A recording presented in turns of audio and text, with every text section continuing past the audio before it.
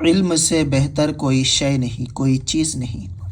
اللہ عز و جل کے پیارے حبیب صلی اللہ تعالی علیہ وآلہ وسلم ایک صحابی سے محو گفتگو تھے کہ وحی نازل ہوئی۔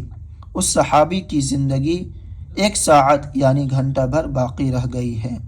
یہ وقت عصر تھا۔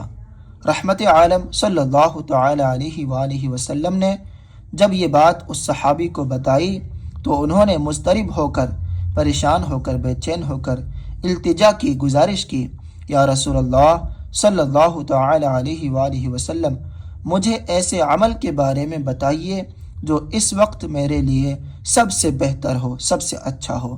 تو آپ صلی اللہ تعالی علیہ وآلہ وسلم نے ارشاد فرمایا، علم سیکھنے میں مشغول ہو جاؤ، علم سیکھنے میں مشغول ہو جاؤ۔ چنانچہ وہ صحابی علم سیکھنے میں مشغول ہو گئے اور مغرب سے پہلے ہی ان کا انتقال ہو گیا۔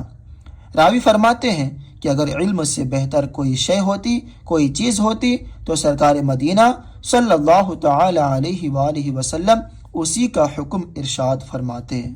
اسی طرح کی مزید اسلامی معلومات کے لیے ہمارے چینل کو سبسکرائب کریں اور ساتھ ہی ساتھ بیل آئیکن کو بھی دبا دیں تاکہ آنے والے ویڈیو کی نوٹیفیکیشن آپ تک پہنچ جائے اور کوئی بھی ویڈیو آپ لوگوں سے نہ چھوٹے۔